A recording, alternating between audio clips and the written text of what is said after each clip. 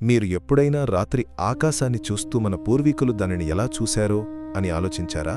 వేల సంవత్సరాల క్రితం రాత్రి ఆకాశం కేవలం మినుకుమినుకుమనే నక్షత్రాలతో నిండి ఉండేది కాదు. అది ఒక పటంగొప్ప నాగరికతలకు మార్గనిర్దేశం చేసిన ఒక ప్రాచీన జీపీఎస్. ఈ రోజు మనం కాలంలో వెనక్కి ప్రయాణించి సూర్యుని చుట్టూ భూమి చేసే ఖగోళ నృత్యాన్ని అన్వేషిద్దాం మరియు ప్రాచీన సంస్కృతులు 12 రాశిచక్ర నక్షత్ర రాశులను ఎలా చూశాయో విశ్లేషిద్దాం. ఒకసారి ఊహించుకోండి, భూమి అనేది ప్రకాశవంతమైన సూర్యుని చుట్టూ పరిభ్రమిస్తూ కొద్దిగా వంగి ఉన్న ఒక బొంగరం లాంటిది.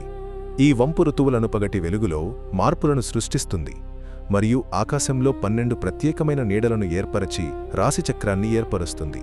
ప్రతి సంవత్సరం భూమి కదులుతున్న కొద్దీ మనం ఒక విశ్వ క్యాలెండర్ లాగా ప్రతి నక్షత్ర రాశి గుండా ప్రయాణిస్తాము. ఇప్పుడు మీరు ప్రాచీన ఈజిప్ట్ లేదా గ్రీస్లో నిలబడి ఉన్నట్లు ఊహించుకోండి. పైనున్న నక్షత్రాలు కథలు చెప్పాయి, హెచ్చరికలు ఇచ్చాయి. పూర్వీకులు పైకి చూసినప్పుడు కేవలం కాంతిని మాత్రమే చూడలేదు, వారు 12 నమూనాలను చూశారు. వాటిని మనం ఇప్పుడు నక్షత్ర రాశులు అని పిలుస్తాము. వాటిలో ప్రతి ఒక్కటి సూర్యుని చుట్టూ ఈ మార్గంలో ఉండి క్రాంతి వలయం అని పిలువబడే ఒక వృత్తాన్ని ఏర్పరుస్తుంది. కానీ కేవలం 12 మాత్రమే ఎందుకు? సమాధానం ఒక చిన్న ప్రాచీన గణితంలో ఉంది. మన సంవత్సరం లాగే వృత్తం కూడా 360 డిగ్రీలుగా విడిపోతుంది. 12 నక్షత్ర రాశులచే విభజించబడినప్పుడు అది ప్రతి నక్షత్ర రాశికి 30 డిగ్రీలను బహుమతిగా ఇస్తుంది. ఆకాశంలో వాటి స్థానాన్ని సూచిస్తుంది.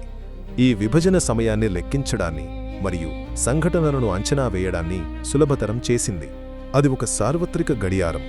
సుమారు 3000 సంవత్సరాల క్రితం ప్రాచీన బాబిలోనియన్ ఖగోళ శాస్త్రవేత్తలు ఈ నక్షత్ర రాశులను పరిశీలించిన వారిలో మొదటివారు. వారు ఋతువులను అర్థం చేసుకోవడానికి మరియు మంచి పంటను అంచనా వేయడానికి నక్షత్రాలను పటాలుగా గీశారు. నైలు నదికి ఎప్పుడు వరదలు వస్తాయో తెలుసుకోవడం వల్ల ఈజిప్షియన్లు కీలకమైన వ్యవసాయ కార్యకలాపాలను ప్రణాళిక చేసుకోగలిగారు. ఇప్పుడు కొన్ని పొరలను జోడిద్దాం.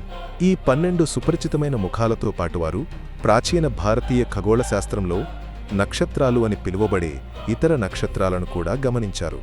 ఇవి 27 చంద్ర నక్షత్రాలు. ఇవి రాత్రి ఆకాశాన్ని మరింతగా విభజిస్తూ మరింత సమగ్రమైన సందర్భాన్ని అందిస్తూ వారి అంచనాలను మెరుగుపరచడంలో సహాయపడతాయి. మరి వారు మిగిలిన విశాలమైన నక్షత్ర మండలాన్ని ఎందుకు విస్మరించారు? అయితే నక్షత్రాలన్నీ ఈ గ్రహణ మార్గంలో ఉండవు. ఈ విశ్వరహదారికి దూరంగా ఎన్నో నక్షత్రాలు మినుకుమినుకుమంటున్నాయి. ప్రాచీన ప్రజలకు ప్రాముఖ్యతనిచ్చిన ఋతుచక్రాలతో వాటికి సంబంధం లేదు. వారికి ఇతర నక్షత్రాలు అందంగా కనిపించినప్పటికీ అవి ఆచరణాత్మకమైనవి కావు. అనేక సంస్కృతులకు వైభవోపేతమైన మరియు ప్రాముఖ్యత కలిగిన ఓరియన్ నక్షత్ర మండలాన్ని తీసుకోండి, కానీ ఓరియన్ గ్రహణ తలంపై ఉండదు. వ్యవసాయ ప్రణాళికకు అవసరమైన కాలానుగుణ మార్పులను అది గుర్తించలేకపోయింది. ఈ 12 నక్షత్రాలు దైనందిన జీవితాలను ఎలా ప్రభావితం చేశాయో ఒకసారి పరిశీలిద్దాం. రోమన్లు తెల్లవారుజామున ఏ నక్షత్ర రాశి ఉదయిస్తుందో దాని ఆధారంగా భవిష్యత్తు సంఘటనలను ఊహిస్తూ జాతకాలను రూపొందించారు. చైనాలో చక్రవర్తులు వ్యక్తిగత మరియు రాజ్య మార్గనిర్దేశం కోసం నక్షత్రాలను పరిశీలించేవారు. అలాగే పెద్ద నిర్ణయాలు తీసుకునే ముందు తరచుగా ఖగోళ శాస్త్రవేత్తలను సంప్రదించేవారు. ప్రపంచవ్యాప్తంగా అమెరికా ఖండంలో మాయన్లు ఒక అధునాతన చంద్ర క్యాలెండర్ను రూపొందించారు. వారి నక్షత్ర పరిశీలన ఆధునిక గణనలకు పోటీపడేంత ఖచ్చితమైన అద్భుతమైన అంచనాలను వెల్లడించింది. ఈ దివ్య నృత్యం కొనసాగుతోంది. ఈ రోజుల్లో మనం అధునాతన ఖగోళ శాస్త్ర యాప్లతో కూడిన స్మార్ట్ ఫోన్లను వాడుతున్నాము.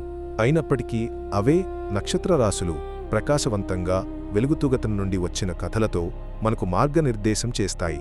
ఈ రోజు మీరు రాత్రి ఆకాశం వైపు చూసినప్పుడు అది కేవలం నక్షత్రాల సముద్రం మాత్రమే కాదని గుర్తుంచుకోండి. ఇది మన పూర్వీకులు చక్కగా అర్థం చేసుకున్న సార్వత్రిక భాషలో మాట్లాడే ఒక సజీవ చరిత్ర పుస్తకం. ప్రతి నక్షత్రరాశి మనుగడ శక్తి మరియు వైభవం యొక్క గాథలను చెబుతుంది. ఈ అనంతమైన ఆకాశంలోమన ప్రాచీన క్యాలెండర్ల వలె ఆలోచనలు మరియు ప్రభావాలు గ్రహణ మార్గంలో ప్రవహించాయి.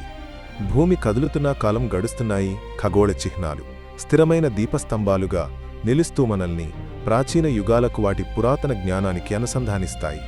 ఆధునిక సాంకేతిక పరిజ్ఞానం విశ్వ అన్వేషణకు మనకు సహాయపడుతున్నప్పటికీ మానవాళి తొలి అడుగులకు మార్గదర్శనం చేసిన అద్భుతాలను మనం మర్చిపోకూడదు. కాబట్టి వచ్చేసారి మీరు రాత్రి యొక్క వెల్వెట్ దుప్పటిలోకి బహుశా ఒక కొత్త ఆశ్చర్యంతో తొంగి చూసినప్పుడు ఈ విషయాన్ని పరిగణించండి. ఎక్కడో అక్కడ ఓరియన్ ఇంకా వేటాడుతూనే ఉంది, మరియు 12 రాశిచక్ర నక్షత్రాలు చూస్తూ కాలం విధి మరియు ఈ గొప్ప విశ్వనాట్యంలో మన స్థానం గురించి మనకు బోధించే నీడలను ప్రసరింపజేస్తున్నాయి.